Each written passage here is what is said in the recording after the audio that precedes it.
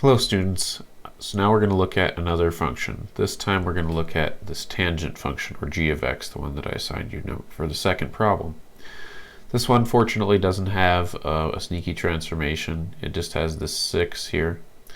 So because it just has that 6 and there's not a second transformation, we don't need to worry about any factoring. So I have the related function shape, or x cubed, drawn here just to discuss before we get into actually doing this tangent function graph. The reason for that being that x cubed and tangents are a similar shape. You can of course compare them and see some of the differences, but one of the main differences you should always remember is that the domain of x cubed is infinite. So for instance, we should think about x cubed as continuing forever in this direction and forever toward negative infinity as well. It can be constrained between any two asymptotes. Tangent, of course, does not follow that same rule. Tangent is constrained by asymptotes, and I think that mainly relates to the fact, if you recall, and that we'll be working with soon, that tangent of any angle theta is equal to the sine of any angle theta divided by the cosine of any angle theta. That's one of the most basic identities in trigonometry. And it also explains why tangent is constrained as a graph between asymptotes, because if the cosine of theta is equal to 0, as you know it is in many cases, especially from the unit circle, places like here where the cosine is the x-coordinate, that's true of course anywhere on the unit circle, but here or here at 3 pi over 2, pi over 2 or 3 pi over 2, cosine being the x-coordinate at those places on the unit circle, has a value of 0, and if the cosine is 0, that means the tangent's going to involve a division by 0, and hence you'll have some asymptotes. So while the tangent has a similar shape to x cubed, it doesn't have the same exact phenomena, but I like to remember it as having that same similar kind of shape, except being stuck in between asymptotes periodically.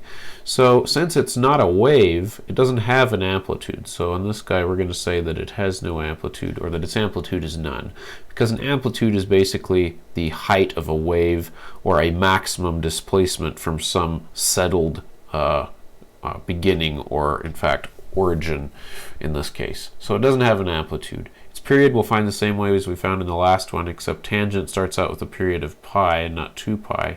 So I'm going to go pi and then divide by that transformation of 6. So that's going to be pi over 6. What I also want to remember is that when I'm thinking about tangent, I'm always going to think about that kind of x cubed shape. It's going to be straddling the origin, and so I'm going to have pi over 6 total, but I'm going to be going half of pi over 6, or in other words pi over 12 each way. So I think that's a really good way to handle tangent or cotangent functions. Alright, so phase shift, since we didn't have any shifts inside of up here, there isn't going to be a phase shift. It's just going to be perfectly straddling the origin. So there's none of those. There's two other transformations, of course. We've got the vertical shift down by 4, and then we also have a vertical compression. So I'm going to write that. So this is going to be smashed a little bit. So a vertical compression by 1/3. So vertical compression of 1/3. Alright, so I'm going to start with a little information I drew with my asymptotes, because the asymptotes are king when you're drawing either a tangent or a cotangent function. So let's have a look. So we're going to straddle the origin. I'll try to do the best I can with my tablet. Alright, so we said that this width from here to there is supposed to be a 1/6, so we said that we're going to go 1/12 each way. So we're going to have negative pi over 12 here. If you want to write these correctly, remember, write them as asymptotes, where x equals negative pi over 12, and over here our asymptote is x equals 1 pi over 12.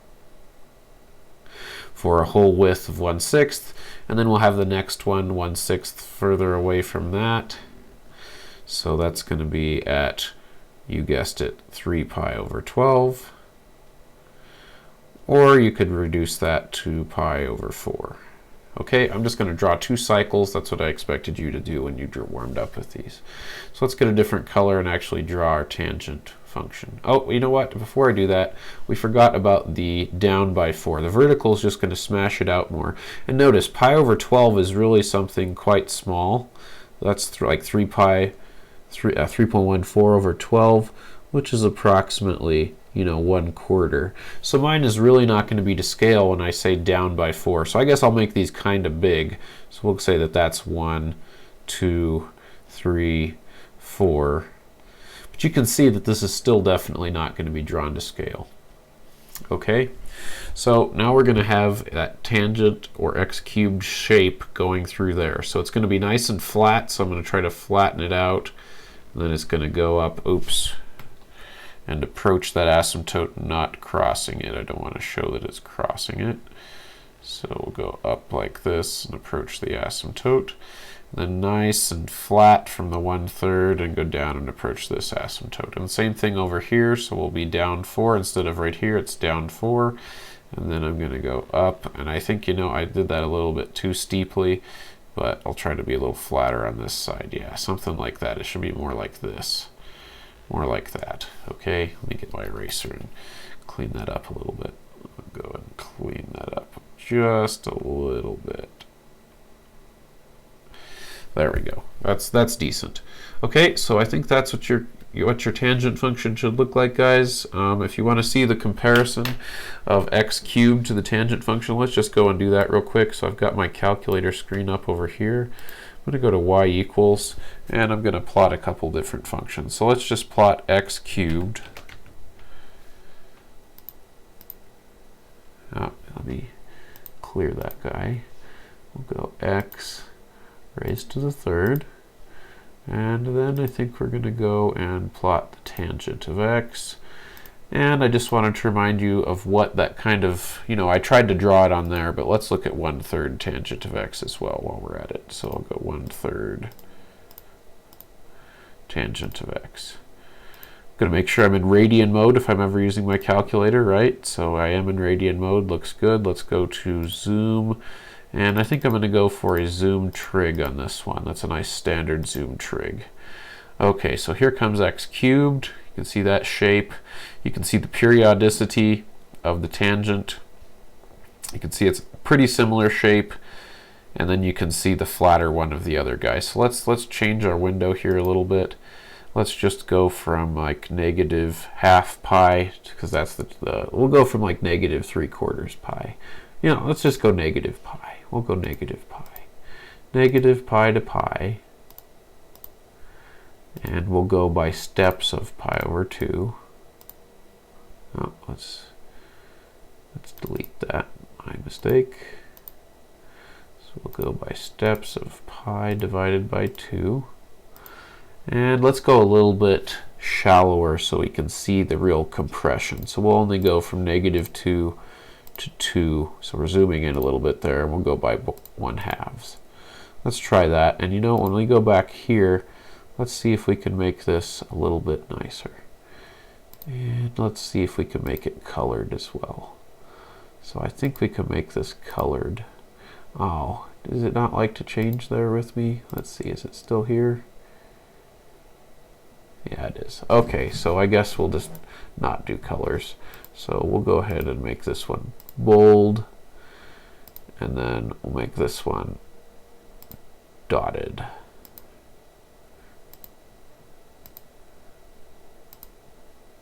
I think we could do dotted still. Yeah, okay, let's try that.